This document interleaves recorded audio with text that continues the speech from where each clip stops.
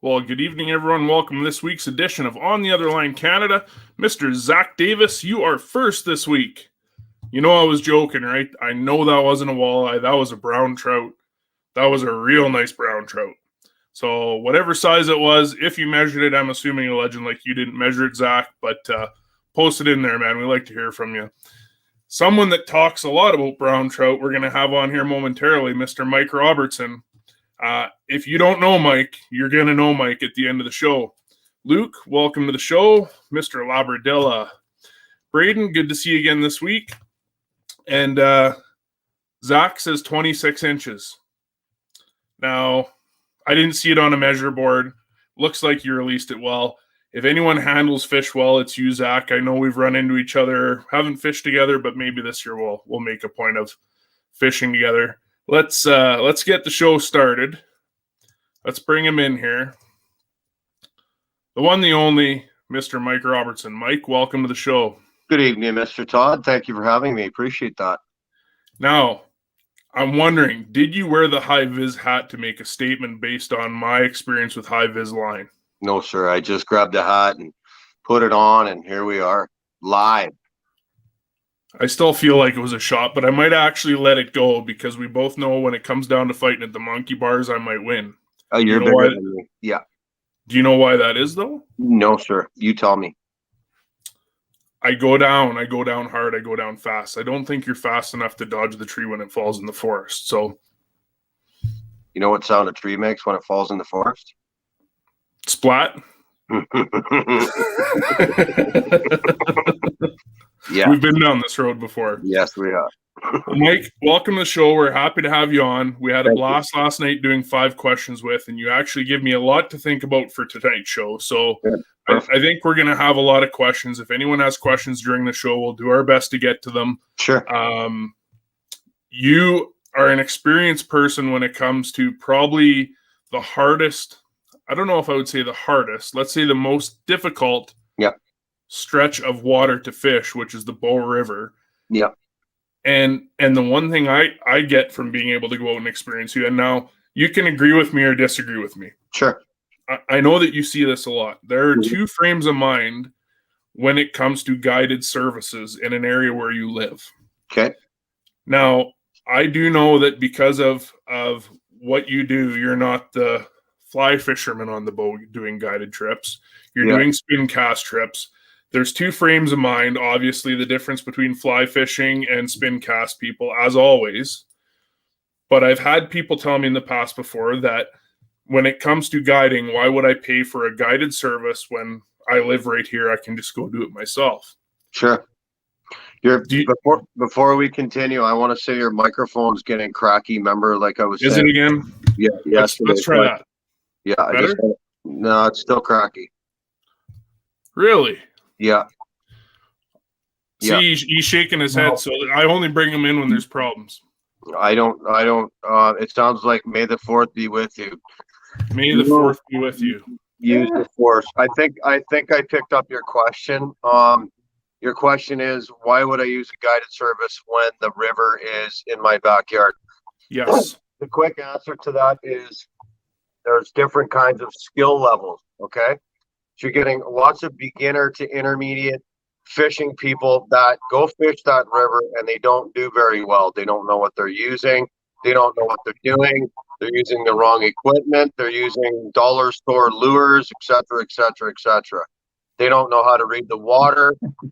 They use high-vis line green, and they don't catch anything. And then eventually they get sick and tired of it, like I did. I thought there was no fish in that river when I first fished that river because it's super difficult. It's big water. It's tricky, right? It's not like you're fishing a small stream or, you know, smaller. You can't cast in a lot of places across that river because it's so wide, right? So the realistic answer to that question is perhaps, and not only that, you know, a lot of people don't have a boat, right? So a lot of people that are experienced, they don't have a boat, but they still want to experience the river from a jet boat, for example. Okay, so that would be another example of why somebody would hire me as a fishing guide to take them down the Bow River, kind of thing. Right. Can you hear me better now? Yeah, sound way better. 100%. Okay, perfect. Yeah. It was probably an operator error. Possibly. I agree with you, but my one rebuttal with most people that say that is this. I have lived here for almost 20 years. Yeah. I've fished the Bow actively for probably the last 5. Yeah. For 3 of those years, well, actually probably longer than that. Let's say for the first 2 or 3 years I fished the Bow, I gave up. Okay. The reason why I feel that it's an advantage that someone takes part in, you know, guided services in general is that you're going to learn a lot from that individual based on how to properly fish that environment that you would not get from, say, your local tackle store. Sure. And a good example of that for me is that I struggled for the first few years. I've done a couple trips with you. Everything changes every time. Sure. But it gives you the foundation for understanding the Bow, like you said, from how to read the water and stuff like that. It's the same with Mitch when we go and do stuff out in the country. You know, there's stuff that you're learning from the professionals. And I mean, you've fished the Bow for what, like over 30 years? I started when I was 6, 7 years old with my grandfather taught. So I've fished a Bow since I was, I'm 49. I don't even know. I lose track of time, but I'll be 49 this year. So I've fished the Bow since I was 7, not religiously every day, not like I do now, but, you know, I started fishing the river a long, long time ago. And then I picked it back up in 1998. 98, around there, 98, 99. I started dabbling a little bit. Then I started fishing it religiously. Then I bought a dinghy. Then I started floating it. Then I learned all the aspects of the shore fishing part of it. Then I learned how to float the river. Then I learned how to read the water. Then I became a fishing guide. I started my blog in 06 and offered my services 2 years after I started my website. So we're looking at now, what is that? 06. I don't know. I'm not good at math. I know how to count numbers on my paycheck, but it's more than 3 and less than 30. Yeah. So there you go. Right. So 20 years almost, probably, roughly. But you know, that's just a lot of on the water experience. That's like Mitch, for example. I don't fish Gull Lake. I don't know much about the place. I live close. And, you know, if I want to be successful and learn a bunch of stuff really quickly, I would definitely hire Mitch for his services, right? You know, even though I have a boat, I would still seek Mitch's experience on that water. How deep are the fish? What water temperature? What kind of structure they're hanging on? What times of year are the best? All these things are things that local people, local guides, local, you know, people know. And that's, I don't have that kind of experience on that body of water. So, you know, either A, you go out and do it yourself, you catch one fish maybe, or you go out and you do it with a person like Mitchell and you catch 50, 20, 30, whatever. You have a way better experience. And a lot of people do that too. They'll fish with me and then they'll learn a bunch of stuff and then they'll take that stuff and they'll buy a boat and they'll try to go out and do what I do and it's not the same. Right. Well, actually, it's funny you bring that up, Mike. And I've asked Mitch this before. I can probably even ask him again because it's been a while. But when we had Bryce on the show, I asked him as well. Sure. How much pressure is it being a guide? Because, I mean, a lot of people kind of have it in their mind that, well, a guided service, you just go out for a ride in a boat. There's a lot of stress. Do you ever feel the stress, like the performance anxiety?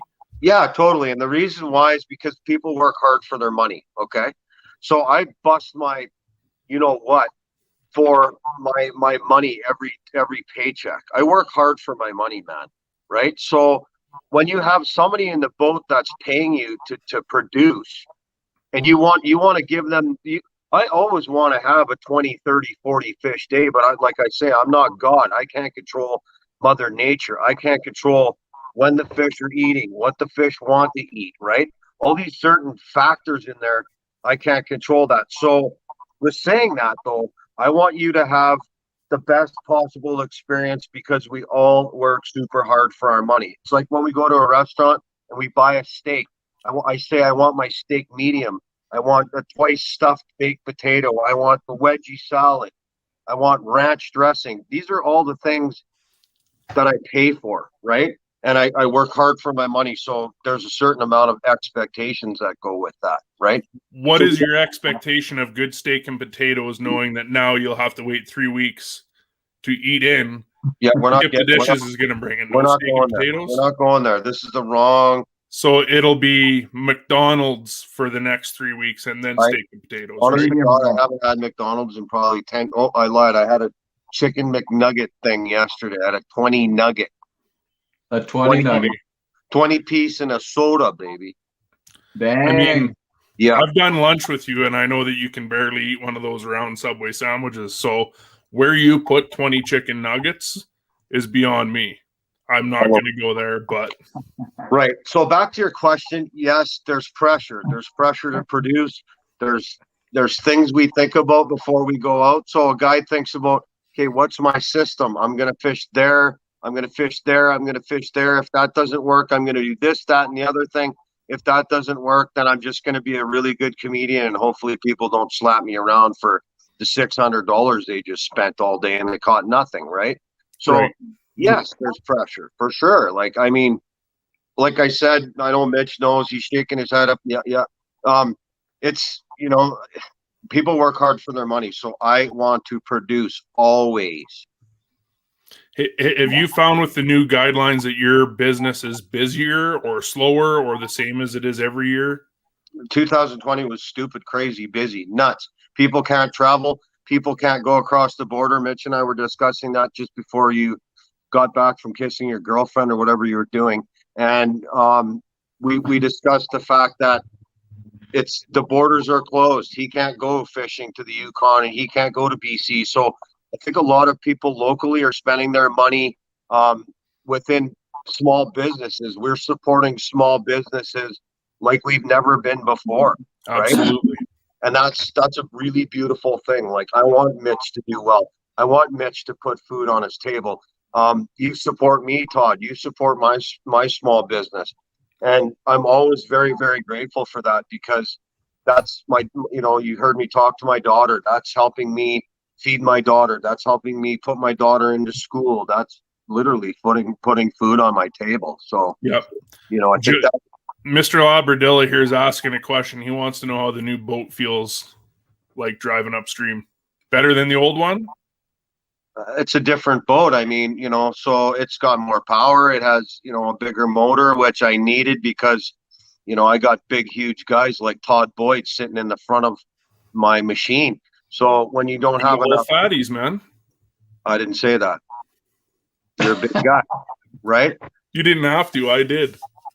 When I have big people with like 250, I had a couple guys from the Hamilton Tiger Cats out with me last year. Those are big freaking offensive linemen. They're big boys, right?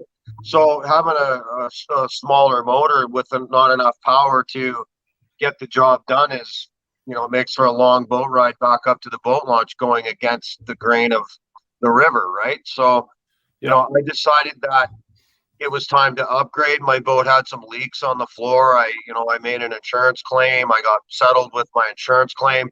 I tried to build the same boat as I had last year, but due to COVID, we couldn't get motors. So their winter order back in last September of 2020, they still didn't have their motors in March. Yep. So, I was told July of this year on a maybe. there goes a quarter of my season gone because, and that's on a maybe. I don't even know. Like he said, he could build me a boat, but he can't get me a motor. Yeah. So I had to shop. Like I had to shop around. I had to look for a boat. Fortunately, I know some great, fantastic people. They pointed me in the direction of Alberta Marine in Nanton. This beautiful G3 boat. It had a 60/40 on it. And I basically said, no, thanks. Got to go. Thanks for your time. And I hung up the phone, right? Like, that's not enough power. Well, at the end of the day, you have a business to run, right? I mean, it's not personal, it's business. And that's right. Yeah. So he called me back 2 hours later, luckily, and he said, hey, Mike, I got a motor on another boat out back. It's a 9065. We're willing to switch the motor from that other boat onto this G3 that you're looking at. Would you be willing to do that? I said, sign me up. Absolutely. Send me the credit app. Right. Awesome job. They're in Nanton, right? They're in Nanton, You yeah. said, yeah. Super great people. Can't miss them, right? They're right in the split of the highway. Yeah, they're right there. As soon as you drive through Nanton, they're on the right-hand side. So they have a big lot on the left side. Their main dealership is on the right side. They have everything. You know, Greg and his wife, it's a small family business, again, which that's the kind of people I like to support. So that's where I took my business, and I'm very happy with the boat. It's a little bit different. It drives different because there's just different stuff to it. But, you know, with anything new, you get used to it and you start to like it. There's things you like and you don't like. So. Well, I think for many people, as you know, I mean, obviously river and lake are a little bit different types of water to be able to navigate as well, right? So yeah, sure.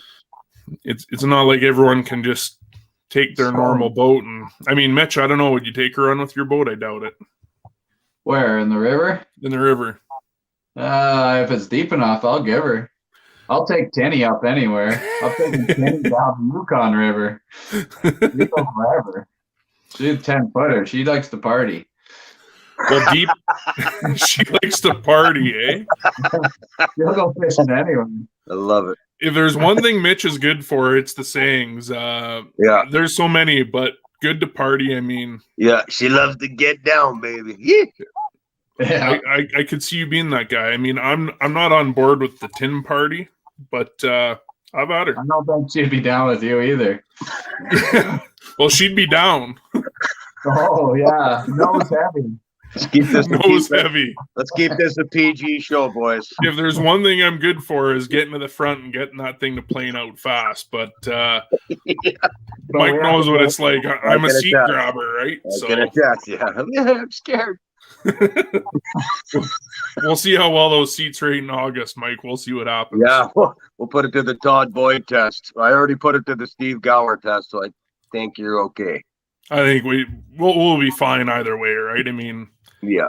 What you know, I know we don't want to talk too much politics, obviously. No. I'm a little bit concerned right now, and that is with the level of the bow. Now, typically, right now we're getting into runoff season. Not yet. Not yet. Close. Another 3 weeks? 2 weeks? But that's all dependent on snowpack, Todd, though, and rain. We have had no rain here, really, except today, and a little sprinkle here and there. But the river's always low, right? The dams are still closed.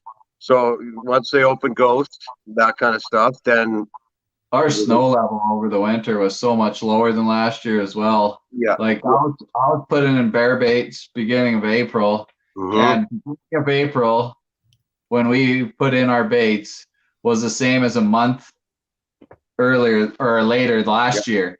It was easier to get in. Yeah. So there was probably a foot less of snow. And we were going in earlier.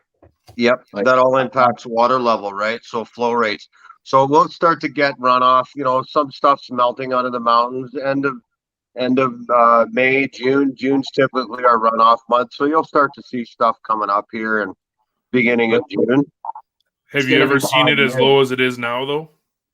Yeah, of course. I mean, depends on the rain and the snowpack, right? So I'm scared of water, man. I could walk right across the Bow River in spots right now. Yeah, that's not an exaggeration. That's areas where we normally fish. I know it's pretty low, so that's concerning a little bit, right? There's going to be bodies of water shut down this year, definitely in the south for sure.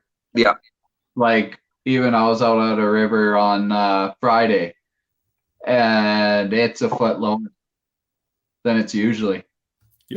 Yeah, and that's not good. Like Mitch is saying, if that keeps happening and the temperatures warm up and the water's that low, that'll heat up the water body, which will cause a closure, right?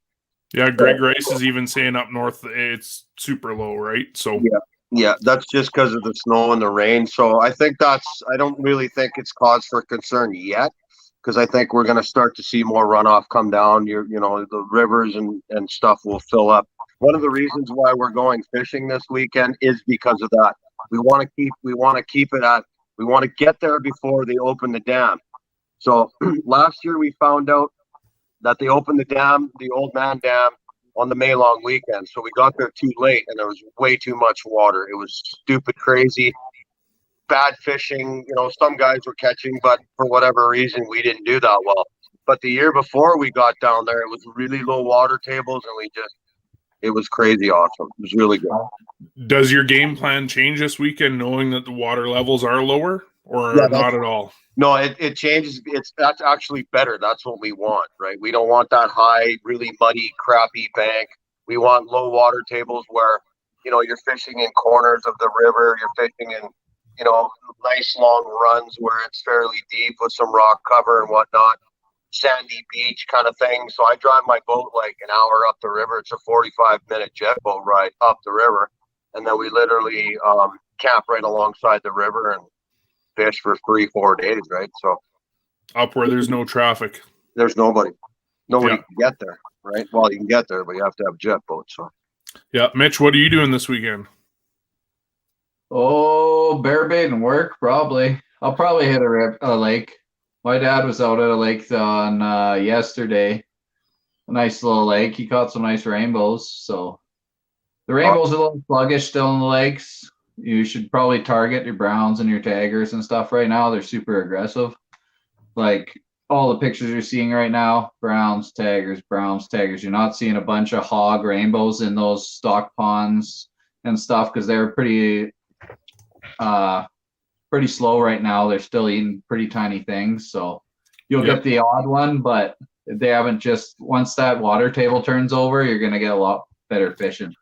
I was even shocked on the river last week. I mean, I caught my first bow of the season, which typically, we wouldn't see them up at the coconut hole. I guess we can call him. I don't know if he's here.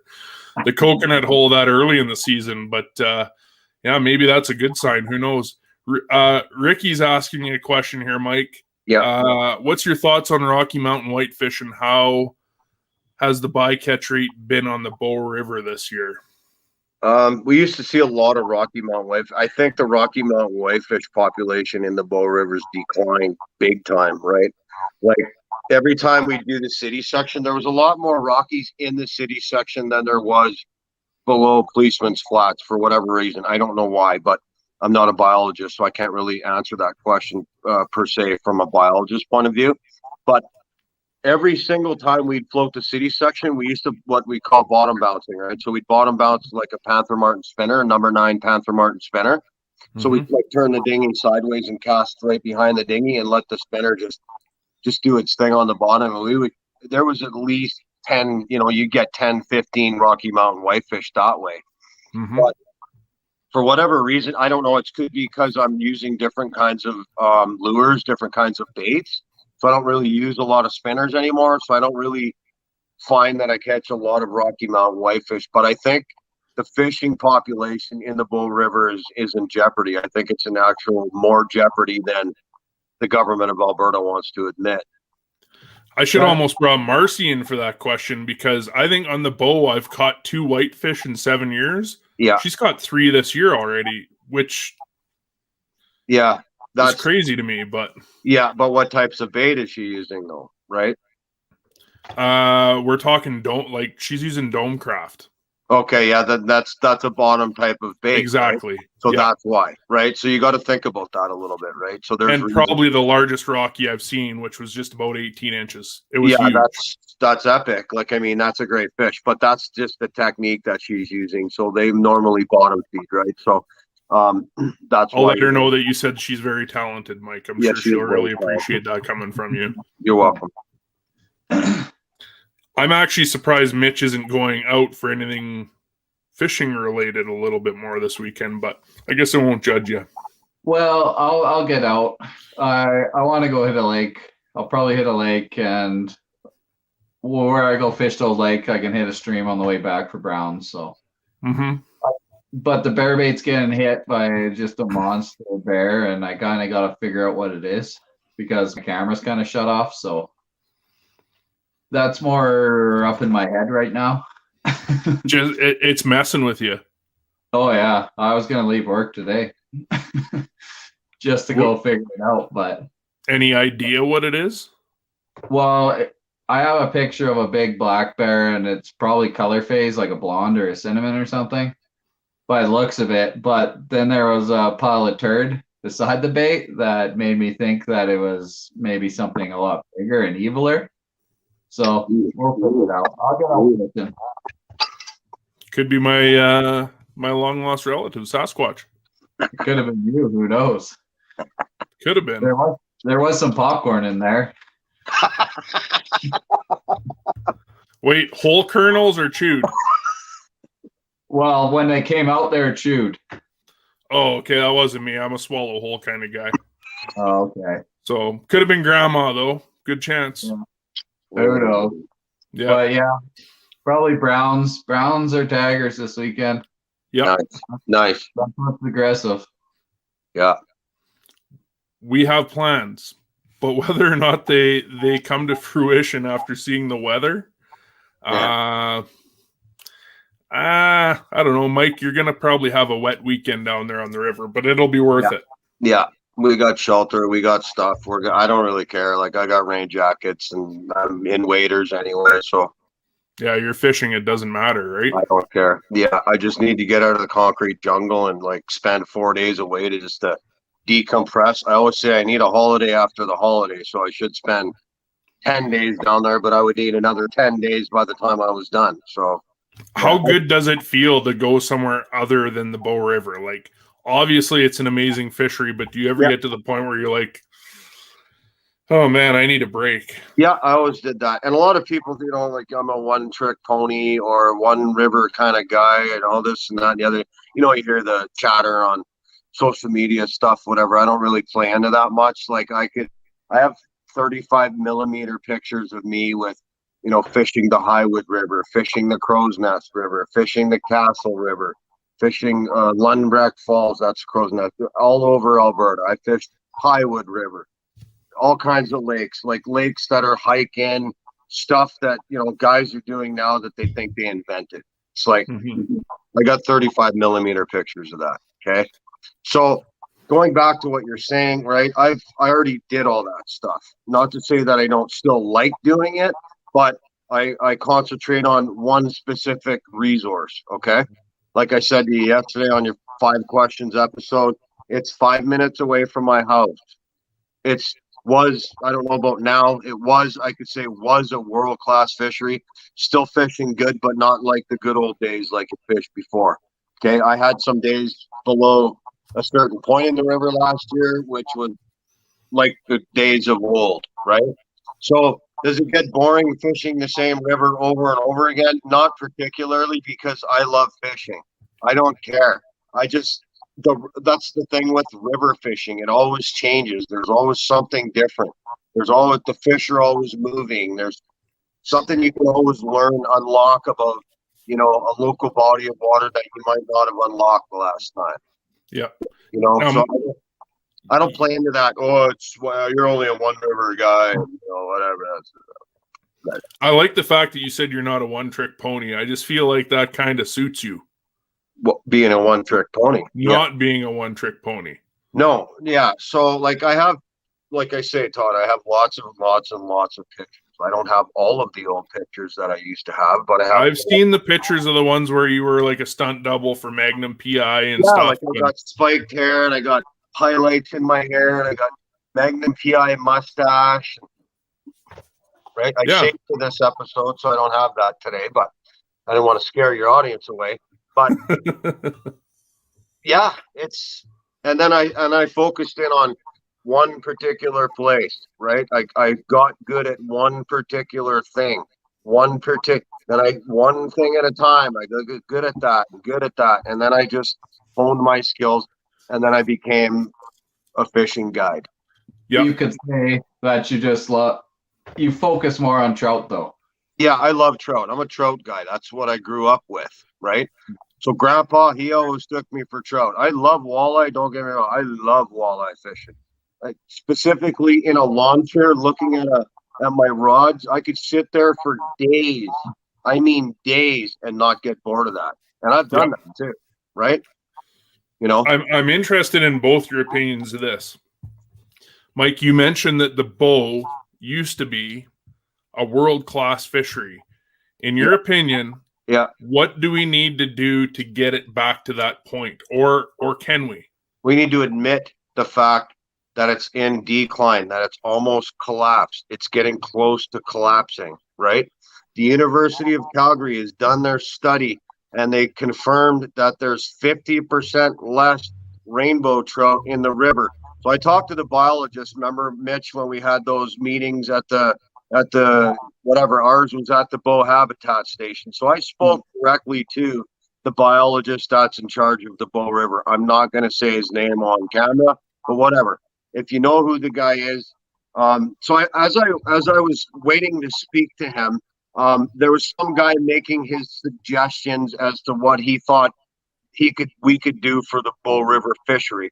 So I overheard this conversation, and he says, well, you know, in other places in the world, what they do is they put a limit on the fish. So for example, if you catch, like, you get a time, if you catch one fish, you're done. A day's over. And I was like, that's not going to work for me, buddy. Right? I got guys coming here paying money to fish for a certain amount of time. Okay. Yep. So a lot of days we go out there and we fish for 15 minutes and we already got 2 fish in the net, as you can attest to, Todd. Yep. Okay. So what do you mean the day's done? What, you catch one fish, your day's over, you go home, and I'm like, whoa. Let me interject here. That doesn't work for people that hire me. I'm a fishing guy here, by the way. My name is Mike Robertson, when I introduce myself. That doesn't work for guys like us, where people pay X amount of money to go fishing for 7-8 hours a day. So you're going to show up, spend $600, we're going to catch 2 fish in 15 minutes, and we're out of there? Guys are going, oh yeah, I guess that's not good. Yep. I'm like, no. So here's my logic behind what I was proposing to the local biologist here in Calgary. I said, tell me something. What I think we need to do is we need to stock the river. Okay? So there's 2 ways of doing that. Number one, you get the same kind of rainbow trout from what fish were stocked in that river in the 1950s. Okay? And those were a Sacramento strain of rainbow trout. All right? So you would have to go back to the Sacramento hatchery and see if you could get the same kind of strain, because you don't want fish intermixing and getting all, 3 eyes and all these weird things from happening. Okay. Like my cousin. Yes, I understand what you're saying. Too, from the farm. Now, the second way to do it is you take all the female rainbow trout from the Bow River system and you squeeze the eggs out of them. Okay, and you take all the males from the Bow River system and you squeeze the milk over top of those eggs and you put them in the hatchery and you hatch them and you put them back in the Bow River. But here's the other things that they have proposed. They're going to cut down who's guiding on there. Yeah. That's come up. They're going to put a limit on their guides. Same as like the Elk River in BC. Yeah. I don't know why Alberta doesn't go classified on many of our rivers and our trophy fisheries. Yeah. Because that's just the money we could be making money that can go back into our resources. Totally. I want that. That's one thing I'm pushing for, right? So and the one thing I've noticed and I'm really starting to enjoy, I mean, it conveniently happens on Tuesdays from what I found, but once a month, usually there's a presenter for either Trout Unlimited or Calgary Fish and Game Association. There's a lot of speakers and presentations about this topic going on right now because, like you said, it's in decline. Something needs to change. Yeah. Do you guys think that even having it limited to seasonal would change it? I mean, I think it would, but maybe it wouldn't. Say winter's no go. No, Would the seasonal change help at all? if you protect the spawn, that's going to protect the fish. I was just about to say that. Like, yeah, people are pounding reds. Yeah, like that affects the fishery. Like, if you treat it like any other fishery, like cutthroat or anything, they're all closed during the spawning system. Yeah, it's gonna totally bring a better population to your fishery. 100%. But that's this part of the pie. Okay, the biggest part of the pie is fluctuating water levels. So I've been fighting this. Other people in the fishing industry have been fighting this. So TransAlta Utilities, they're letting hundreds of cubic meters a second of water out of Ghost. Okay, right? So all of a sudden, the river's at 150 cubic meters a second, and you're watching that, and you're monitoring that. You can see it right online. Okay, and then all of a sudden, boom, it hits 250, 300 cubic meters a second overnight. Okay, so they let the water go out of the dam. Okay, and then all this bouncing up and down, and then all of a sudden, so now the fish disperse into these smaller little side channels and places where all that water goes. Okay, and then all of a sudden, whoop, they drop it back down to 150 cubic meters a second in 24 hours. Now, those small little trout they can't stay in the middle of the current. They can't survive that. So that's where they go. They go to the edges and little back eddies and places where they can actually swim and live, right? And then they drop the water levels so far down that those fish get trapped in there. Okay, we have documented evidence of that. All right. So, and then what happens? It gets to be 28 degrees in the summertime because they're doing this in July. This is flood mitigation protection. Okay, so they're doing this in like June, July when it's 25, 26, 27 degrees out. And all that stagnant water now, because it's so low again, they can't get back out into the main channel. And within about 5 or 6 hours, that water heats up and they're dead. Okay? Yeah. Right. So that's this much of the pie. Okay? There's a lot of factors. Right. More than just one solution. Right. So the whole big pie is several different factors, but that's the biggest part of the pie. Okay? Yeah. Fluctuating water levels. If you look in the Alberta Fishing Regs Guide, you'll see Barrier Lake, for example, would be a perfect one. Poor fishing conditions due to fluctuating water levels. It's scientifically proven, right?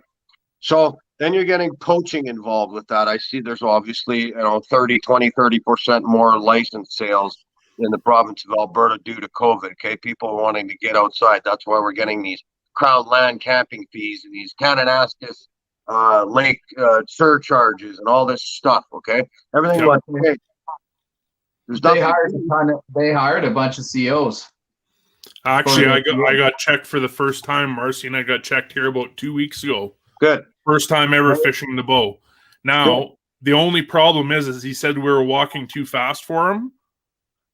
That's a problem for me. I mean, anyone that's fished with me knows. Yeah. This dude ain't walking fast. You don't walk that fast. Yeah. Don't make me feel skinny. But it is good to see them out there. Yeah. I have a tendency to ask them about 300 questions in about 2 minutes. Good. But they're hitting it hard. And for the simple fact of what you already said, poaching. I mean, we're seeing bait containers and lids and stuff all over the river. And it's probably the majority of the people don't even know that they're doing what they're not supposed to be. So it goes back to the education component as well, right? Yeah. That's why we have to bring in a course just like the hunting regulate. If you want to go hunting, you have to take a course to identify that animal that you're targeting. It should be the same as fishing. Totally. 100%. And they have that course. They just have to make it mandatory. I took that course when they first released it. Yeah, last year I did not so good. I'm kind of new to the sport, but it was encouraging for me to see that because number one, you have to identify what you have in a Bow River system. It's no fish. The Fish and Wildlife officers, they tell me you can keep the suckers. Well, whatever. I'm a sucker guy. Okay, so you can keep the suckers, but it says right in the regulations guide, all fish must be released. So I Sucker's agree with not a you. game fish, though. Hey, Sucker's not a game fish, though. that's right. So that's why you can keep them. But other than that, it says in black and white, no fish can be kept.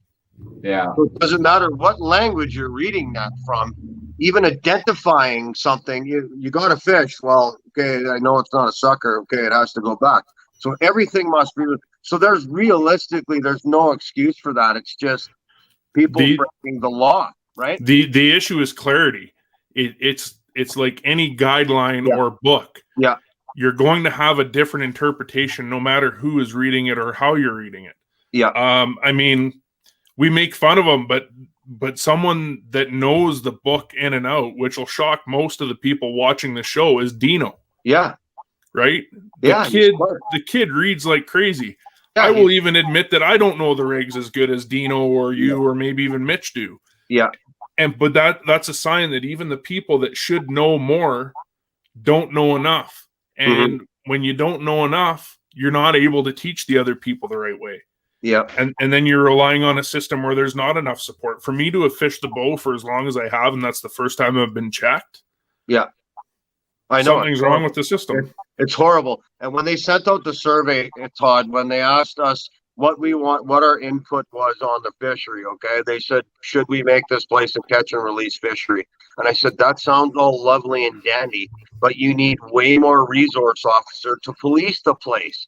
Okay, so you need 4 guys up here. You need 4 guys for that stretch because they made it all the way from the Bow Glacier to the Bassano Dam. Okay, yep. That's a long way. That's a lot of river, and they don't have the resources to police it now. Okay, so what I said was you need more resource officers.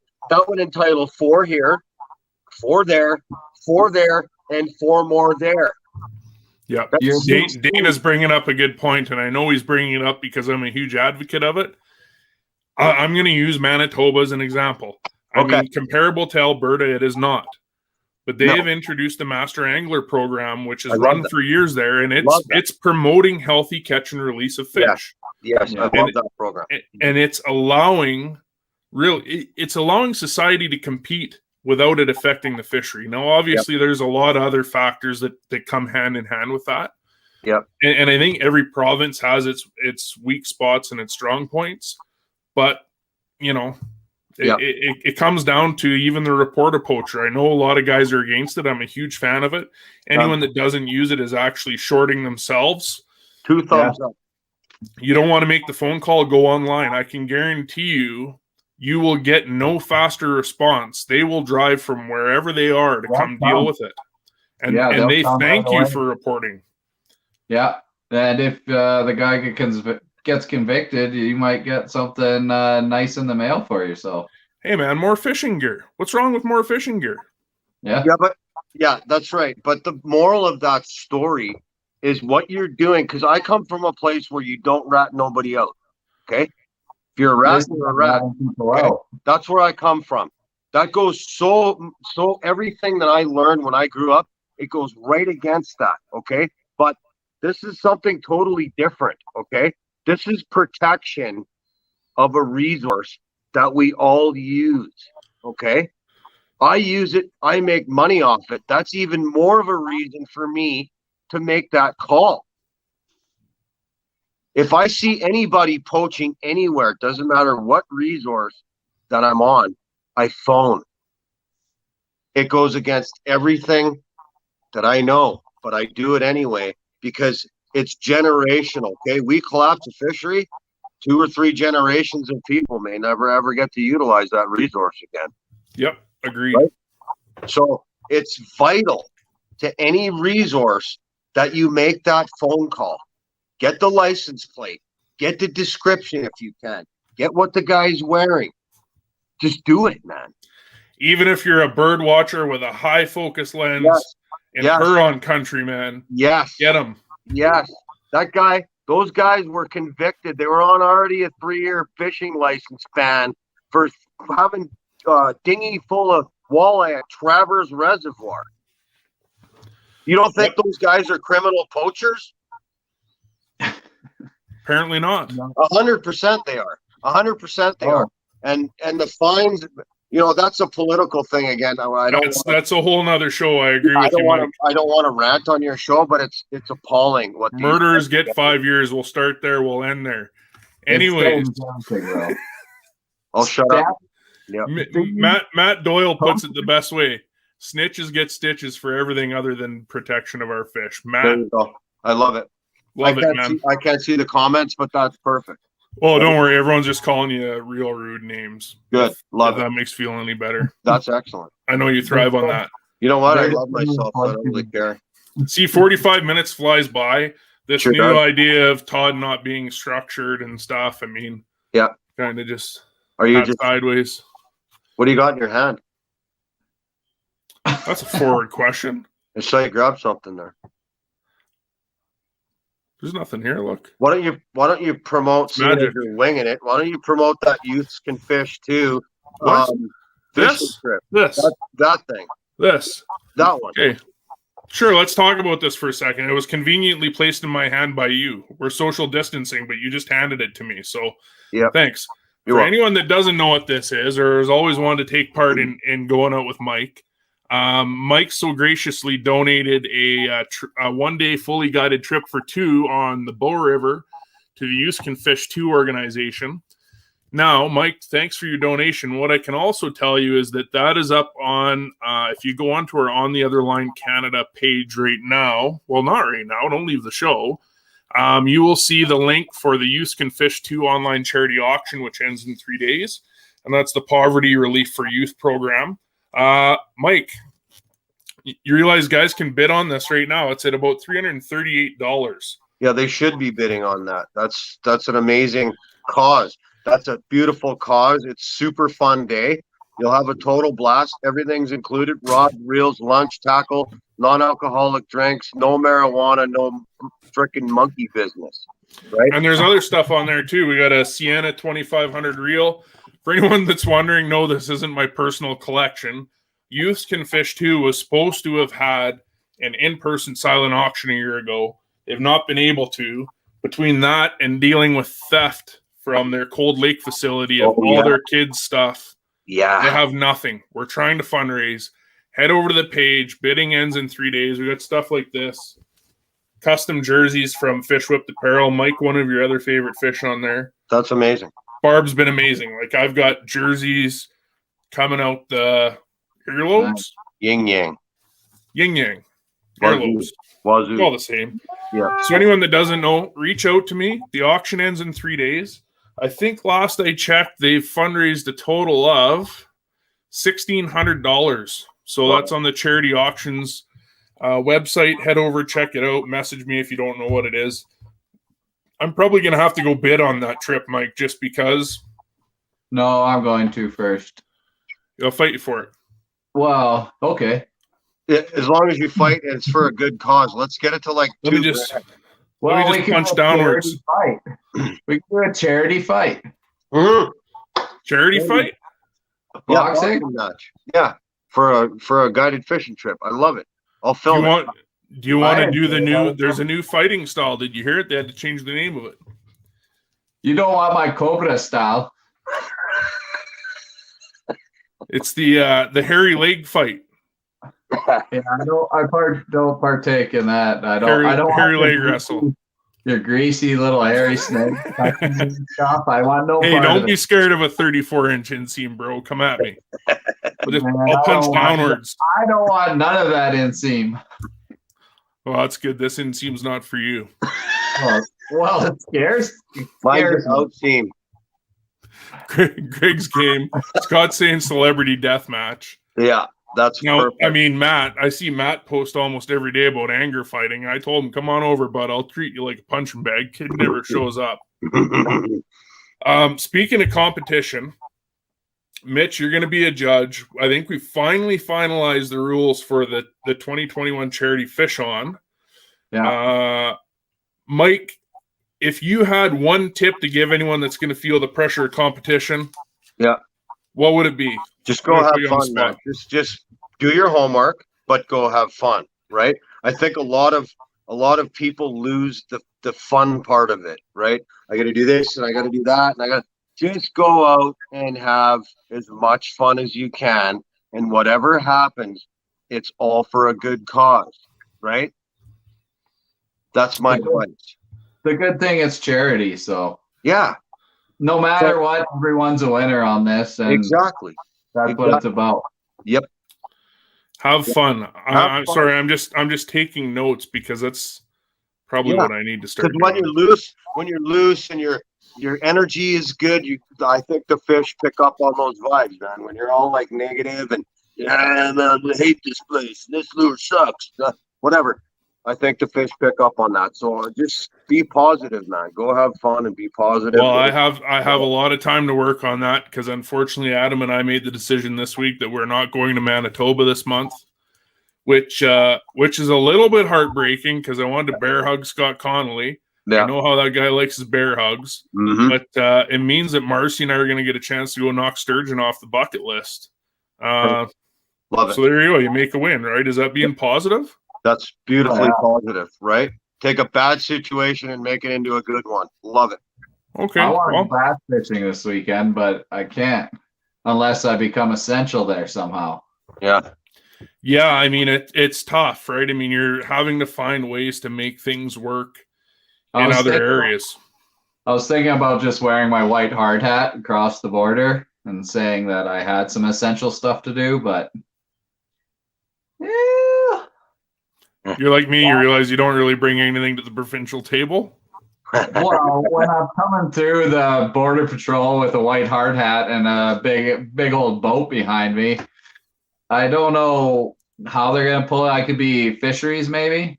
Structural engineer. I've seen them on the river all the time. Structural engineer for bridges. Well, yeah, I am structural. Yeah, that is my job title pretty much. I'm not really structurally sound. So no, you're not. It's one of those things where the profession doesn't really fit the look. Is there such a thing? You're kind of like one of them upside down triangles. Do you know what the problem is with me with shapes? Is I have to actually try to make it. I feel like Canadian Tire now. Do you sometimes spin and you just don't stop? Pirouette. I can literally. I'm the Canadian with a tire. I was at a friend's house today. I'm like, dude, what did you do to lose weight? Because whatever you lost, I gained.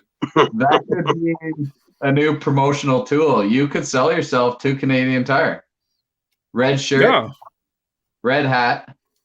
I'll paint my belly red for the show next week. As long as you do a tidal wave. Maybe I'll do it for the competition. So back to the competition. Starts May 24th, high noon, as everyone's calling it. We're doing head-to-head competition, 10 competitors week 1. Week 2, we'll go to 5, where we'll compete for largest walleye, in which we've got Dynamite Plastics for the sponsor for week 1 for the competitors. Week 2, over this shoulder, Sebastian from Hidden Waters LTD has given 5 hats for the week 2 competitors. Week 2 winner, largest walleye, Mitch is holding on to the FX custom rod and reel, $300 package. Yes. When you said I thought you were going to say that you claimed it for yourself. Well, I keep looking at it. It's so shiny.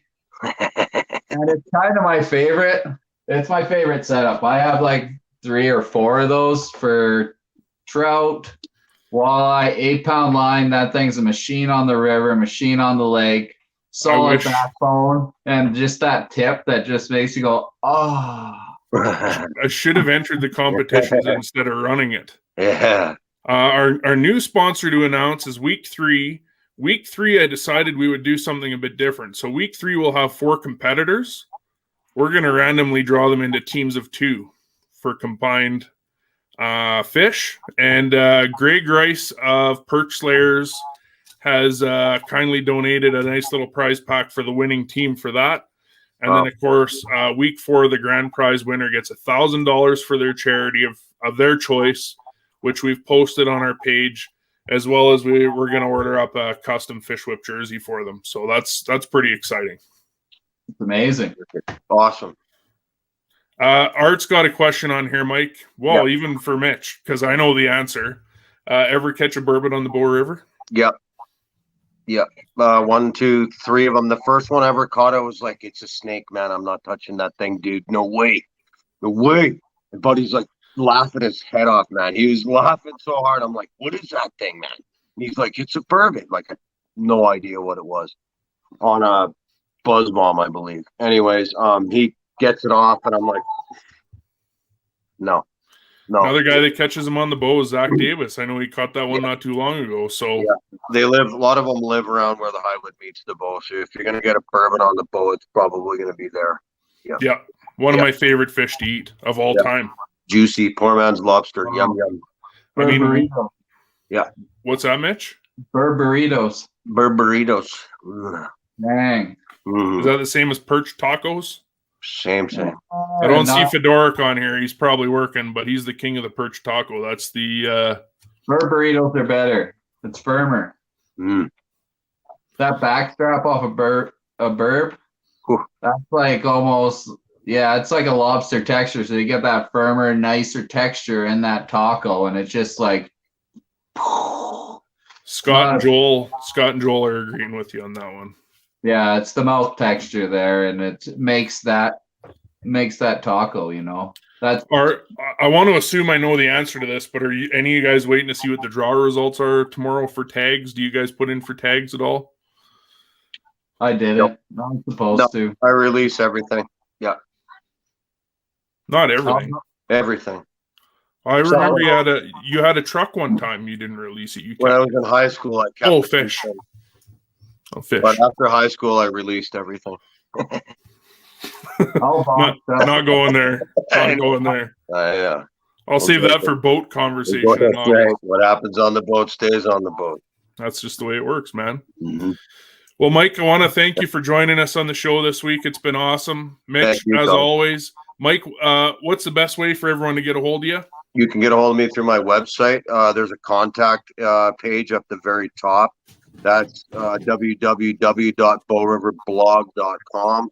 I'm also on Facebook, so you can see my Facebook page, Bow River Blog Guided Fishing Tours Incorporated. Or you can just message me. I'm on Instagram. Everything is Bow River Blog. So YouTube, Bow River Blog. Everything is Bow River Blog. So or head over, bid on this. I hit the mic. Please. Is it still crackling? That would help lots of kids. It's super good cause. Please go bid on that. It's a fantastic trip. And if you're into bidding on charity stuff, go see some of the stuff Matt does. Matt Doyle, man, that guy fundraises like a beast. Matt, maybe we'll get you to get out there and share. Yeah. Mitch, where's everyone get a hold of you at? Alberta Fishing Trips on Facebook, on Instagram, Northwest Mitch. That's her. Sweet. So next week's guest, Joel Roy. I don't know what we're going to do. I'm sure we'll come up with something. I'm excited to hear what everyone thinks about us getting off the Todd and his structure train with what's your passion, mono, blah, blah, blah, blah, blah. Because I was boring that out of myself. The week after, so next week, Joel Roy, the 18th, we're going to have a charity fish on competitors broadcast, special broadcast. Charity fish on starts on the 24th. The first, if you are interested in being on the show, reach out to me on theotherlinecanada@gmail.com, or you have me on Facebook. What if I told you in my third show, I had a bucket list guest that I wanted to have on, and he's coming on June 8th. Listen to this. 2015 inductee, Canadian Outdoor Hall of Fame. Wicked. Oh. Does that tell you enough? That's 2009 good. Inductee, Canadian Angler Hall of Fame. Wow. June 8th, Gord Pfizer. Nice. Anyone that doesn't know who Gord is, check out everything. Sick. Outdoor Canada, one legendary hero I follow. June 8th. So many more guests between now and then. Check out Charity Fish On. Jump on our page. Get on the auction. Hit up Mike. Bid on his package. Competitors, I will fight you for that rod and reel combo. Anyone up? Matt Doyle's up for a fight. I know it. Matt, come on over. All right. Thanks, everyone, for joining us on the show this week. We'll look forward to seeing you next week. with Joel Roy on our next edition of On the Other Line Canada. Mike and Mitch, thanks for joining us. Thank you, Todd. Have a Take good one, care. guys. Bye-bye.